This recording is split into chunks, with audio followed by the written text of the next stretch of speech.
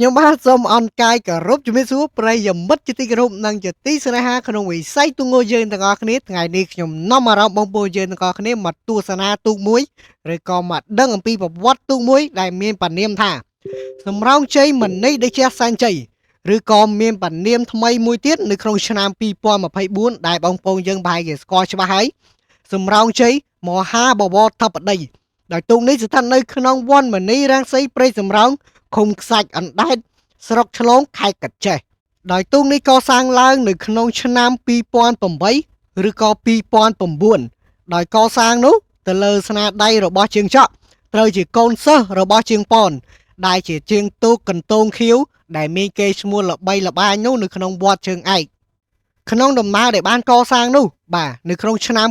2009ដែលគាត់បានទៅចូលរួមនៅក្នុងរាជធានីបាទដែលជាប់ចំណាត់ថ្នាក់ប្រចាំប្រទេសនោះគឺលេខ8គាត់ឲ្យចេញក្បាលដំបូងឆ្នាំដំបូងគឺទទួលបានចរិតថ្នាក់ល្អបាទ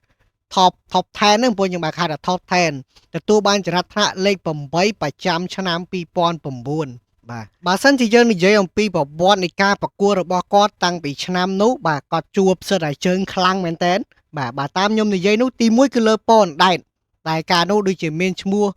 ដេរ៉ាឬក៏តារ៉ាអញ្ចឹងហីបាទខ្ញុំក៏មិនសូវច្បាស់ដែរប៉ុន្តែបច្ចុប្បន្ននេះប្រហែលជាបងប្អូនយើងស្គាល់ច្បាស់ដែលមានប៉ានាមថាប៉នដែតបាទហើយទូកទី2ដែលគាត់បានជួបនោះបាទគឺ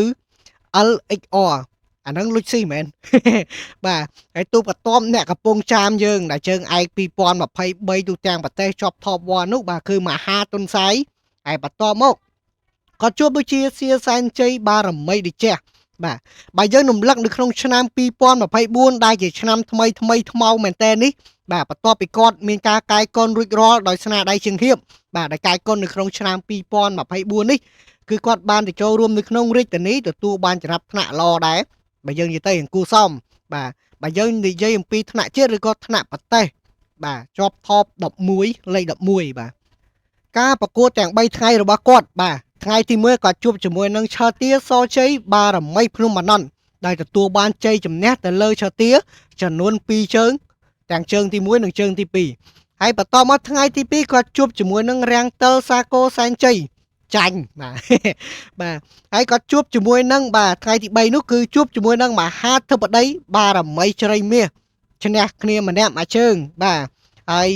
នឹងទទួលបានលេខ1លេខ11បាទលេខ11អធិស្ឋានណាបាទលេខ11ទូទាំងប្រទេសឬក៏ថ្នាក់ជាតិហើយទទួលបានពានរង្វាន់ដែរមកត្រឡប់មកស្រុកកណើតវិញបាទគ្រាន់តែយើង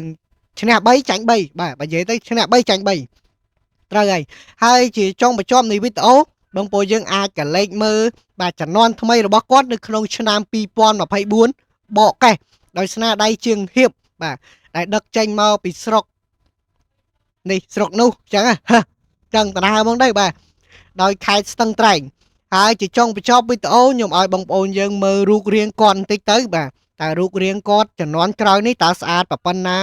ស័កសមជាស្រីតូចចលឹងប្រចាំស្រុកឆ្លងដែរឬអត់បងប្អូនយើងក៏លេខមើលបានហើយជាចុងក្រោយខ្ញុំសូមអពាហ៍ពិនាវដល់បងប្អូនយើងទាំងអស់គ្នាតាមពាក្យសម្ដីរបស់បងប្រុសដែលគាត់ឲ្យខ្ញុំជួយផ្សាយទៅរកទូគាត់មួយដែលក៏កើតនៅក្នុងចំនួន7ពុតបាទក្រោយពី7ពុតរួចគឺគាត់ឲ្យខ្ញុំជួយស្វែងរកទូកមួយដែលមានឈ្មោះថាពពេភ្នំដោយទូកនេះបានត្រូវគេលួចយកទៅលក់បាទមិនដឹងថាបច្ចុប្បន្នហ្នឹងបដូរឈ្មោះឬឈ្មោះអីទេហើយមិនដឹងថាស្ថិតនៅក្នុងខេត្តណាឬក៏ស្រុកណានោះទេ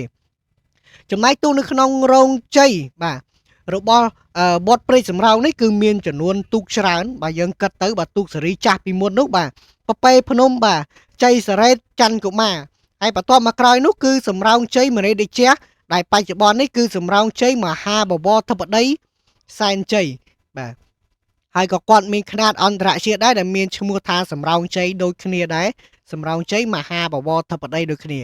ជាចុងក្រោយខ្ញុំបាទសូមអរគុណនិងសូមជម្រាបលាបងប្អូនយើងតែប៉ុណ្ណឹងអរគុណច្រើន